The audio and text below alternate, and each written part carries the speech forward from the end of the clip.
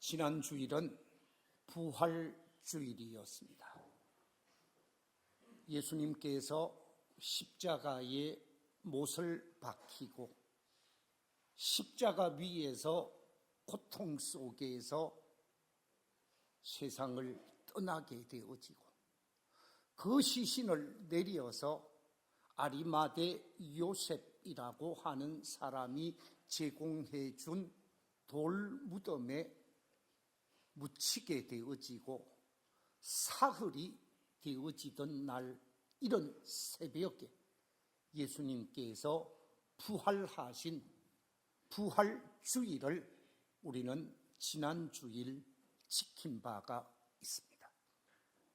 이제 지난 주일 부활주일을 지키고 부활 이후에 있었던 사건, 부활 이후에 예수님이 제자들을 찾아오셔서 말씀하신 사건이 바로 오늘 본문의 말씀입니다. 여기서 사진 하나를 보여드리겠습니다. 부활하신 주님께서 친히 제자들을 찾아오셨고 제자들을 찾아오신 예수님께서 제자들에게 하신 말씀이 몇 가지 있습니다. 오늘은 부활 이후에 제자들을 찾아오신 예수님께서 하신 말씀이 무슨 말씀인가? 저는 오늘 세 가지 말씀을 중심으로 해서 함께 말씀의 은혜를 나누고자 하는데, 예수님께서 부활 이후에 제자 공동체를 찾아오셔서 제일 첫 번째 하신 말씀이 있습니다. 그 말씀이 무엇이냐? 너희에게 평강이 있을지어다 하는 말씀입니다.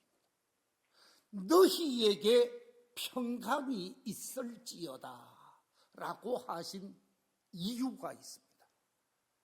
오늘 본문 19절 말씀 우리 같이 한번 읽어보겠습니다. 시작. 이날 곧 안식 후 첫날 저녁 때에 제자들이 유대인들을 두려워하여 모인 곳에 문들을 닫았더니 예수께서 오사 가운데 서서 이르시되 너희에게 평강이 있을지어다. 예수님이 십자가에 못 박히고 난 이후에 제자들은 미래가 불안했습니다. 언제 잡혀가게 될런지, 언제 자신들에게도 위험이 닥쳐올는지 모르는 상황이었습니다. 예수님과 함께 있었을 때는 예수님을 믿고 예수님과 더불어 함께 했는데, 예수님이 십자가에 못 박히고 세상을 떠나고 난 다음에 유대인들이 두려울 수밖에 없었습니다. 유대인의 지도자들, 유대인 종교 지도자들, 서기관들이라든지 바리새인들이라든지 대제사장이나 제사장들이라든지 각종 권력을 가지고 있는 유대인들이 두려울 수밖에 없었습니다. 예수님처럼 본인들도 붙들리고 잡혀가서 재판을 받고 십자가에 죽을 수도 있다라고 생각하니까 거리를 활보할 수가 없었습니다. 그래서 방금 읽었던 말씀 속에 보면 유대인들이 두려워서 방 안에서 숨어 있었고, 방 안에 숨어 있으면서 모든 문을 어떻게 했다고요? 닫았다. 다른 성경에는 닫았다라는 말씀을 더 정확하게 안에서 잠그고 있었다라는 거죠. 안에서 문을 잠근 채 숨어 있는 모습을 하고 있음을 말씀하고 있습니다. 자, 왜 이들은 두려워하고 있습니까? 왜 이들은 무서워하고 있습니까? 생명의 위험을 받는 거죠. 생명의 위기를 경험하게 되어지는 것입니다. 예수님처럼 본인들도 죽게 되어질 것이라는 상황 속에서 두려움에 떨고 있었습니다. 우리 인간이 마음속에 평안을 잃어버리고 마음속에 기쁨을 잃어버리고 마음속에 완전히 자유를 잃어버린 채 삶을 살아가게 되어질 때 마음의 평강이 없는 사람에게 나타나는 현상이 무엇인가? 마음의 평강을 잃어버린 사람에게 나타나는 제일 첫 번째 현상이 있는데 그것은 다름이 아니라 두려움과 떨림에 사로잡히게 되어진다고 합니다. 마음의 평강과 자유를 잃어버리게 되어질 때 두려움과 떨림 현상이 각자 속에 나타나게 되어진다는 거예요. 그래서 불안함과 초조함과 공포심에 사로잡히게 되어지고 사람을 만나고 사람과 교제하고 사람과 함께하는 것을 기피하게 되어진답니다. 사람을 멀리하고 공동체 속에 참여하는 것을 거부하게 되어진다고 합니다. 마음의 평강을 잃어버린 사람에게 또 나타나는 것이 있는데 그것은 다름이 아니라 자기 자신의 존재감, 이 자존감을 상실하게 되어진다고 합니다. 자신의 자존감이 떨어지게 되어지면 삶의 의미를 가질 수가 없습니다. 이 땅에 살아야 할 삶의 이유도 가질 수가 없습니다. 자기 자신의 자존감이 떨어지면 결국은 스스로가 자기 자신을 평가절하하면서 다른 사람에게도 부정적인 생각, 다른 사람에게도 안 좋은 생각을 하게 되어지면서 자기 자신을 완전히 비하하는 현상이 나타나게 되어지고 세 번째 나타나는 현상이 있는데 그것은 다름이 아니라 자신이 세상을 삐딱하게 보기 때문에 다른 사람에 관해서 다른 형제와 이웃에 관해서도 아주 부정적인 생각, 자신이 삐딱한 생각을 하고 있으니까 저 사람도 삐딱하게 생각할 것이다. 내가 저 사람을 미워하기 때문에 저 사람도 나를 미워할 것이다. 내가 저 사람을 죽이고 싶은데 저 사람도 나를 죽이고 싶을 것이다. 그러면서 요즘 불특정 다수를 향하여 안 좋은 행동을 하는 일들이 종종 일어나게 되어집니다. 한 사흘 전인가요? 3일 전 슈퍼에 갔다가 어떤 사람에 의해서 60대 여인이 칼에 찔려서 죽었는데 그 60대 여인과 50대 남자하고는 아무런 관계가 없었다고. 무슨 얘기냐?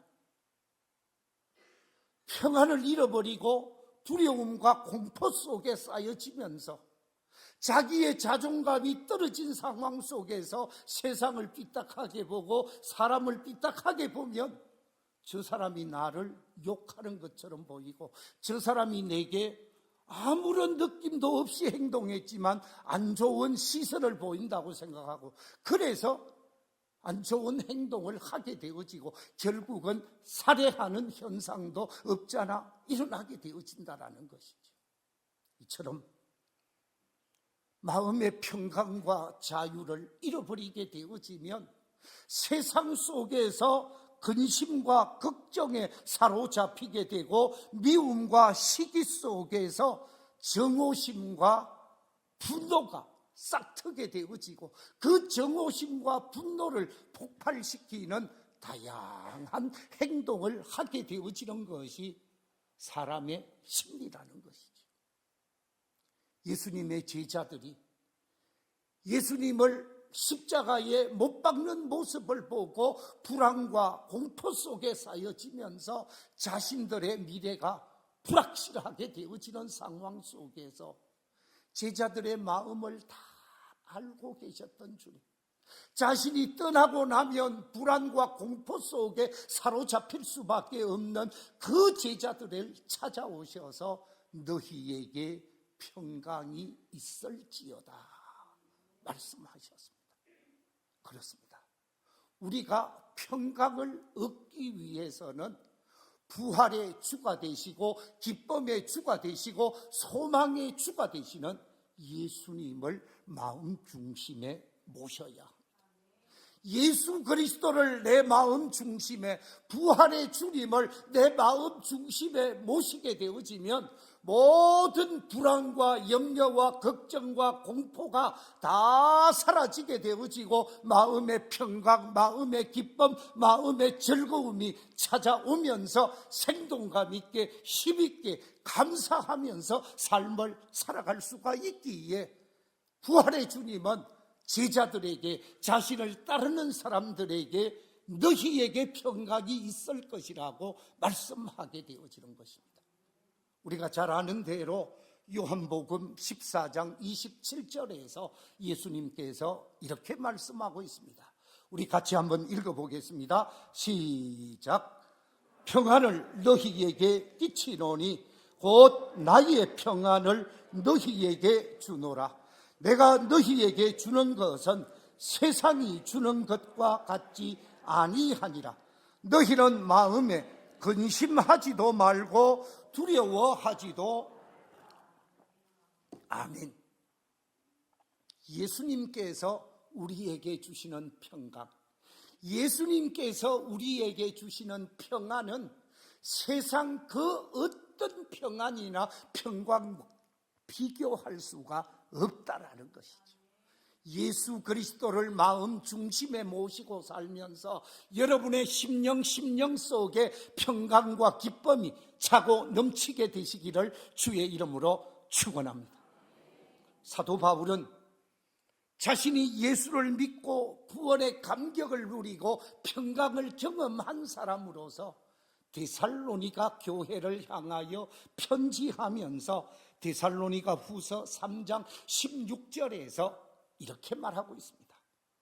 평강의 주께서 친히 때마다 일마다 너희에게 평강을 주시고 주께서 너희 모든 사람과 함께 하시기를 원하노라. 아멘. 그렇습니다. 주님께서 날마다 때마다 언제든지 우리 성도님들과 함께 하셔서 주님이 주시는 평강으로 기쁨과 즐거움 속에서 복 있는 믿음의 길을 걸어가는 복된 성도들이 다 되시기를 주의 이름으로 축원합니다. 두 번째, 부활하신 주님께서 제자들에게 주신 말씀이 무엇인가? 주님께서 강조하신 두 번째 말씀은 하나님의 영이신 무엇을 받으라? 성령을 받으라 라고 말씀하고 있습니다. 오늘 본문 22절에 이렇게 말씀을 하고 있습니다. 이 말씀을 하시고 그들을 향하여 숨을 내쉬며 이러시되 성령을 받으라, 성령을 받으라 라고 말씀하고 있습니다. 우리 인간이 인간적인 방법으로 믿음 생활을 하려고 하면 바르게 믿음 생활을 할 수가 없습니다. 인간적인 방법, 이성적인 방법을 가지고 신앙생활을 하려고 하면 위기가 찾아오고 어려움이 찾아오면 그 신앙을 버리는 사람들이 의외로 많습니다. 예컨대 예수님의 제자들이 예수님을 따름에 있어서 베드로가 뭐라고 그랬습니까? 내가 죽을지언정 주님을 부인하지 않겠습니다 라고 얘기했던 베드로였습니다. 그런데 예수님이 십자가에 못 박히게 되어지고 그 십자가에 못 박혀서 세상을 떠나는 그 상황 속에서 제자들이 다 도망을 가게 되어집니다. 제자들이 다 도망을 가는 것뿐만 아니라 예수님을 부인하게 되어지는데 어떻게 부인합니까? 예수의 제자라고 말하는 한 소년에 의해서 그 소녀가 베드로를 보고 당신은 예수의 제자가 아니냐고 얘기할 때 저주하고 맹세하기까지 하면서 예수님을 모른다가 하고 자기 생명을 살리고자 하는 일에 급급했던 사람이 베드로였습니다. 그런데 성령을 받고 난 이후, 성령 충만을 경험하고 난 이후에 베드로는 180도로 완전히 다른 사람이 되었습니다. 예루살렘의 종교 지도자들이 예수의 복음, 예수의 부활, 예수의 십자가를 증거하지 못하게 하니까 베드로가 뭐라고 얘기를 합니까? 당신들의 말을 듣는 것이 맞습니까? 하나님의 말씀을 듣는 것이 맞습니까? 나는 내가 보고 들은 것을 말하지 아니할 수 없다고 하면서 자신을 죽이려고 하는 사람, 자신을 제거하려고 하는 사람들 앞에 당당하게 십자가를 전하고 부활을 전하고 복음을 전하게 되어진 사람이 바로 베드로입니다. 베드로뿐만 아니라 모든 제자들이 복음의 증인으로서 당당하게 삶을 살아가게 되어진 근거가 무엇인가? 그것은 바로 성령의 사람이 되어졌기 때문입니다. 성령을 받고 성령 충만하게 되어지니까 변화가 일어나고 새 사람으로 거듭나게 되어지면서 땅에 속한 사람이 아니라 하늘에 속한 사람으로 이 땅에 살되 천국을 소망하면서 믿음의 사람으로 당당하게 삶을 살아가게 되어진 것이지요. 그렇습니다. 성령의 사람이 되어지면 죽음이 두렵지 않습니다. 성령의 사람이 되어지며 세상 권력이 두렵지 않습니다. 하나님만을 바라보고 하나님이 기뻐하는 삶을 살아가게 되어지는 비결이 성령 충만함에 있기 때문입니다. 예수 그리스도로 충만한 사람, 그리스도의 영으로 충만한 사람, 성령의 사람이 되어지면 이 세상 속에서 권능 있는 삶을 살고 능력 있는 삶을 살게 되어집니다. 그래서 사도행전을 기록한 누가는 사도행전 1장 8절에서 이렇게 제자들에게 말하고 있습니다. 같이 한번 읽어보겠습니다. 시작. 오직 성령이 너희에게 임하시면 너희가 권능을 받고 예루살렘과 온 유대와 사마리아와 땅끝까지 이르러 내 증인이 되리라. 그렇습니다. 성령의 사람이 되어지면 능력의 사람이 되고 능력의 사람이 되어지면 정의의 삶을 살게 되어지고 정의로서 강하고 당당하게 사명을 감당하게 되어지는 것이지요.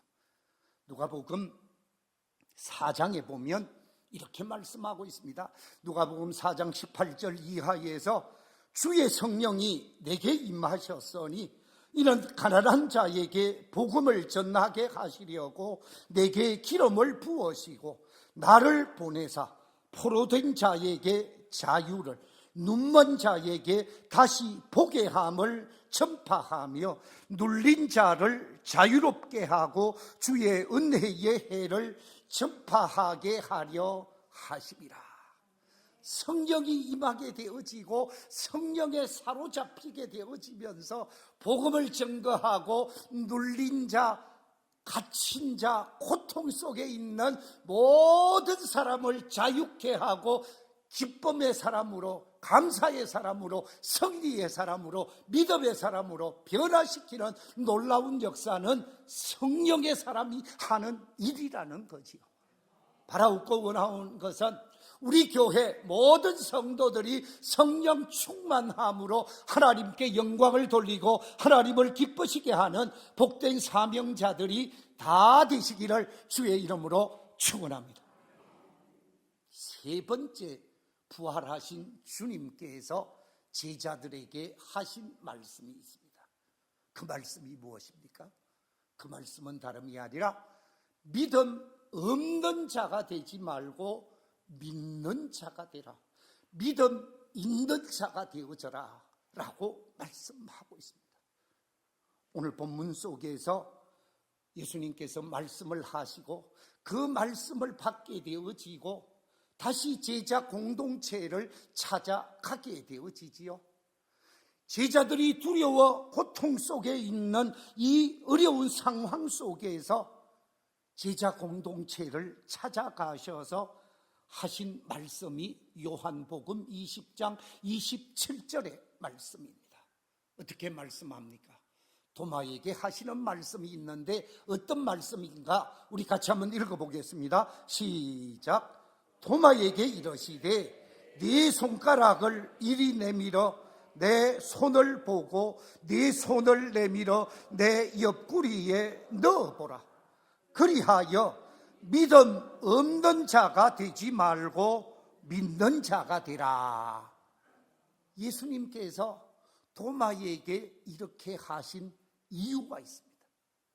예수님께서 도마에게 왜 이 말씀을 하셨느냐? 부활하신 주님께서 제자 공동체를 찾아갔습니다. 제자 공동체를 찾아갔더니 그 자리에 도마는 없고 아마 6, 7명의 제자들이 거기 있었을 것으로 추정을 하게 되어지죠. 제자들에게 찾아가서 예수님이 십자가에 못 박힌 손을 보여주게 되어집니다.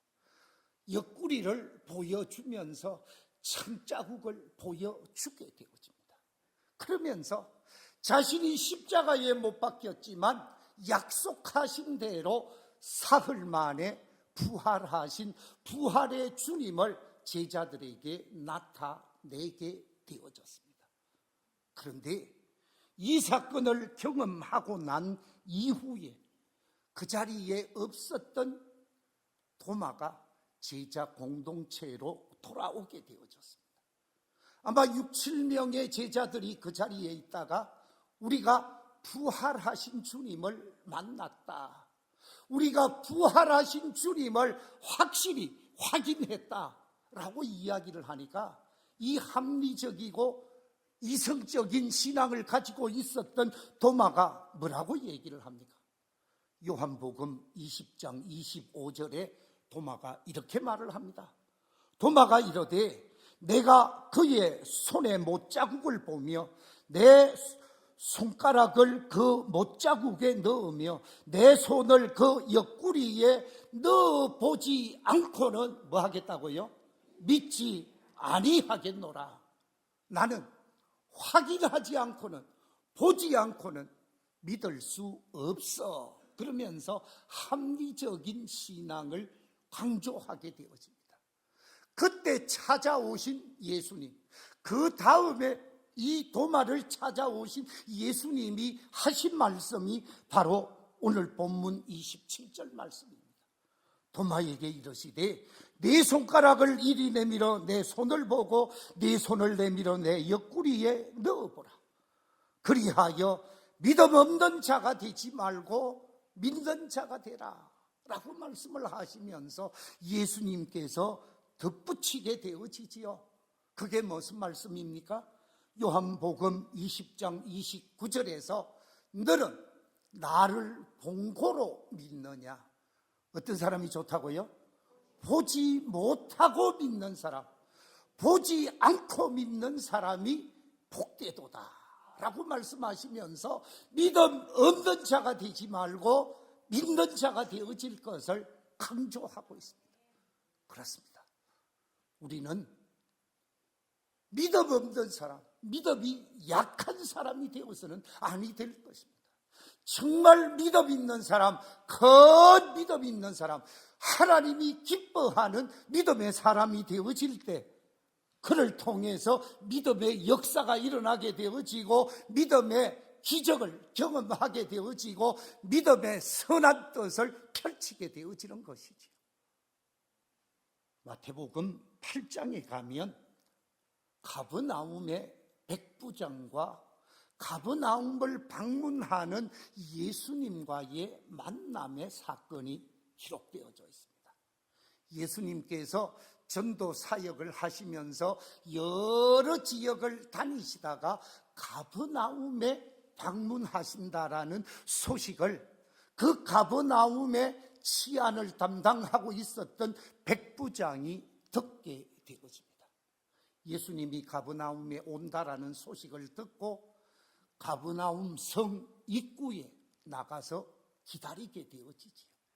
예수님이 가버나움 성으로 오시게 되어지자 이 백부장이, 그것도 유대인도 아닌 로마의 권력을 가진 백부장이 예수님 발 앞에 엎드리게 되어집니다. 그리고 예수님에게 부탁을 하게 되어지지요. 선생님, 제 부하한 사람이 있는데 제 부하가 지금 죽어가고 있습니다. 제 부하가 지금 병들어 죽어가고 있는데 제 부하를 좀 고쳐주십시오. 엎드려 간청했습니다. 자신의 아들을 위해 엎드릴 수 있고 자신의 가족을 위해 엎드릴 수 있겠는데 로마의 백부장이 자기 부하를 위해 엎드린다라는 것은 쉬운 일이 아닙니다. 정말 부하를 사랑하는 백부장의 모습을 볼 수가 있습니다. 백부장의 지극한 사랑에 감동하게 되어진 예수님께서 그 백부장에게 이렇게 말을 하게 되어집니다. 제가 백부장님 집에 가서 부하를 고치겠습니다. 제가 백부장님 집에 가서 백부장님의 부하를 고쳐드리겠습니다 라고 얘기를 했더니 이 백부장이 뭐라고 얘기를 합니까? 절대로 예수님은 우리 집에 오실 수 없습니다. 그러면서 마태복음 8장 8절 이하 9절에서 예수님을 향하여 뭐라고 고백을 하고 있는가? 우리 스크린의 말씀을 같이 한번 읽어보겠습니다. 시작. 주여 내 집에 들어오심을 나는 감당하지 못하겠사오니 그러면 내 하인이 낫겠사옵나이다.